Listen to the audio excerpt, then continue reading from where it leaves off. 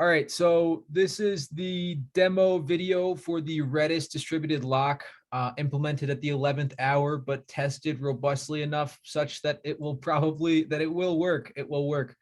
The motivation behind implementing this was that essentially we had resource intensive jobs that were being run by all 4 workers when certain endpoints were hit. And what that meant was that we were loading so much stuff in memory that our application was crashing with an unacceptable frequency. Now, the frequency with which we crash or can be DDoSed is still not ideal. Though once we implement the core's middleware, we're going to dramatically increase the difficulty with which one would have or encounter the difficulty which one would encounter in trying to DDoS us, to the point where it would either have to be a very motivated individual or a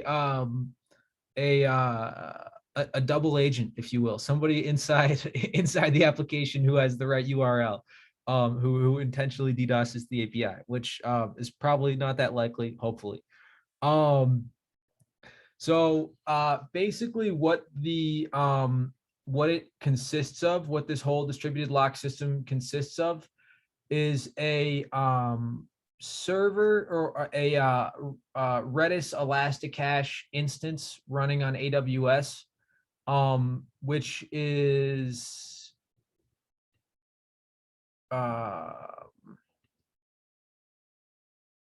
somewhere. Here we go. Okay, so we've got our T3 micro. I'm not going to go into too much detail on it because there's some minor security concerns related to this Elasticache server. So in the future, if somebody wants to improve the security of it, that would be great. But if it still is robust enough that we're kind of good if we do have some kind of breakdown on the Elasticache side. But now getting into the code, we have our dislock.py file. This right here is just testing. We're setting up a logger, just a ping to the instance. Then we have our distributed lock object, and all we're doing is we are setting up a lock and unlock function, and we're setting up a connection. So right here, whenever we instantiate this distributed lock class, we are connecting to our Redis instance, and we have our environment variables to keep our secret secret. Then we're basically using that connection string, that connection engine, to lock a key within this essentially dictionary hosted on Elasticache or hosted on AWS. So what this key is essentially we have a key for each function or a lock for each function. And whenever one of these functions runs, one of these resource intensive functions, we're essentially checking out the key, or we're locking that function and holding the key so that no other workers can run that same function while this one worker is running it. Once the worker's done running the function, it will unlock the function and allow the next group of workers to run it. So the benefit of that is that we only have one worker running these resource intensive functions at a time. So we're not crashing ourselves, and we're not doing duplicate work at great potential risk. So now if we go into main and we see the actual implementation, there's only 2 functions, 2 endpoints in which we actually implement this. The first implementation is the update function. So this update function is scraping Twitter. This is probably our most resource intensive and longest running function on the application. It can run for up to about 30 seconds. So the first thing we do is we say if lock.lock db update. So we're just making a lock called db update. We have a 30-second expiry on it, equals true. So if we can successfully lock this function, then we're going to create a log. We're going to create a log that we created this lock. We're going to select our search term. Then we're going to run the normal scraper function. We're going to deduplicate the results of this function. And then we're going to insert the results that are not duplicates into the database. Then we're going to unlock this function, and then we're going to log that we unlocked it. Now, the other case is if the logger, if we cannot lock this function, then we're going to say that it is in use. Probably a better implementation would also be make this be an elif lock equals false, and then make an else where we just run it anyway. But we're not worrying about that. And then the other instance is our advance all function. So this is basically what is making sure our Twitter bot checks and advances conversations every hour. So essentially, when our admin adds something like a tweet ID that it wants to get more, he or she wants to get, or that they want to get more information about, they would add that to the database, the conversations database. And then this advance all function is going to look in that database and see what work do I need to do to advance these conversations. And then it's going to do the work. That's what advance all, the advance all function does right here. But before it does that, it's going to do the same thing. It's going to check out the key basically for the advance all function for a maximum of 30 seconds so that we don't lock it forever accidentally, which accidentally can occur sometimes. We're going to record in the logs that we did create that lock. Then we're going to unlock it once we're done. Then we're going to record that we unlocked it. And then if it remains locked, or if the function is checked out, if the key is checked out for that function, we're just going to do nothing. And this basically just saves us resources at no downside, other than about $7 a month to run this Elasticache server. So I actually have a deployed instance running this right now. And so all I'm going to do is I'm going to go to view data, our most resource intensive endpoint, and I'm just going to spam it. Oh, there we go.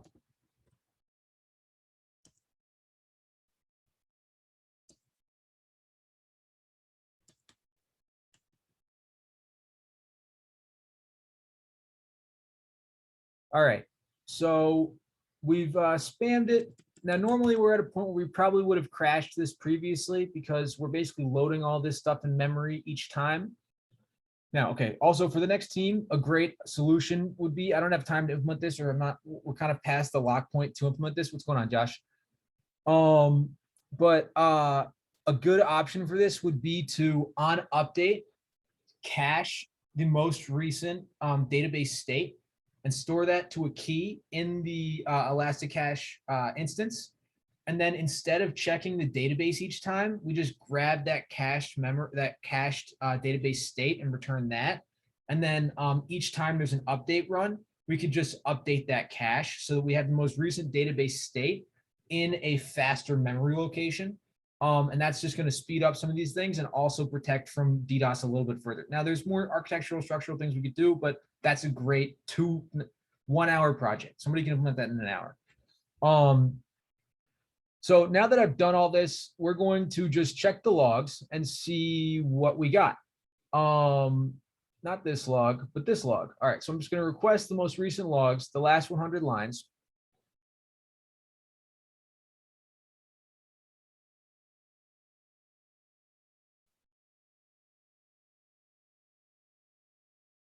And it's going to deliver the logs at some point.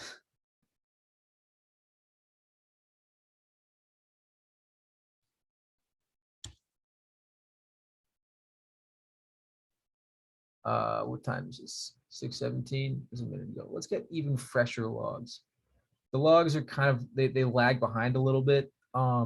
So that's just why I'm doing that. Also, if somebody else wants something else to do, dumping these logs to an external location would also be pretty cool. So I would not hate that. So look, if we see right here, we've got, because our logger is set up, on app startup, DB update in use, lock DB update in use, which is cool. So lock DB update created. So these other workers tried to check out that same lock and they were not able to. So they just moved on. They said, okay, well, it's already in use, so I don't need to do anything. Same thing here. Still in use or in use again. I'm not, I guess it wasn't created again, so it's still in use, which is cool. And then it should have actually probably said it was unlocked after this. I don't know where that log is, but not the end of the world.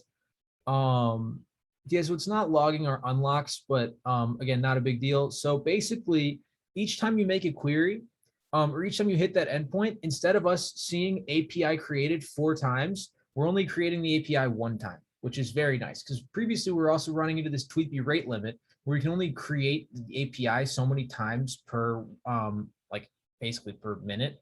And so this prevents that. This makes sure that we only do it with one of our workers as opposed to using all 4 workers at the same time. We're also logging how many tweets were scraped, which is kind of nice. Oh, this is actually a while ago. Okay, here we go. So this is when I spammed it recently. We can see 16, this is GMT, but we can see 16, which was about 4 minutes ago.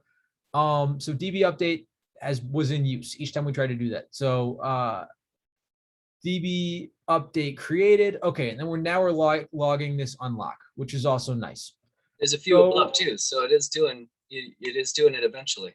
Yep. Well, so I think that this was actually a previous instance, and then I deployed the new instance with the updated code, and that's the instance, the code in the PR. So yeah, this literally just it makes our workers work less hard and spend more time cooling their heels, essentially, which I'm very happy about. It makes our app a little bit more robust, and it's just kind of a cool functionality. So that's about it. There's probably going to be a couple other demo videos that we're going to kind of smush together into one big long video, but this is one of them, and we did it in 14 minutes. So. Not too shabby. Thanks, Ron. Looks Thanks, great.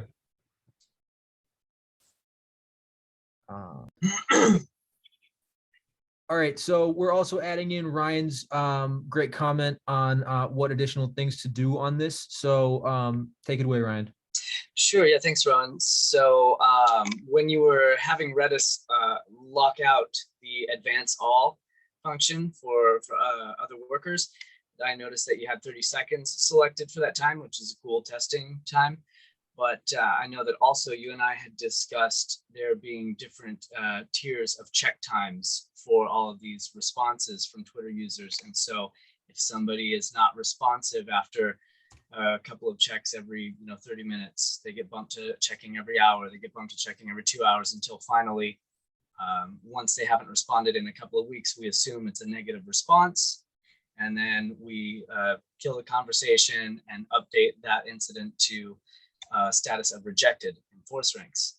And additionally, we thought it would be neat to have that lockout time that Redis employs on that advance all function to match whatever the shortest time is on those checks. So that's something for the future group to think about as well. Sweet. Yeah, other team, whoever inherits this, that's a really good thing to do, because then your this application can scale a whole lot better, and then you're not worried about the essentially lock getting just expired by natural causes. You could actually just have it exactly the time that it needs to be. So that's an awesome idea. Do that. We'll try to type it out too.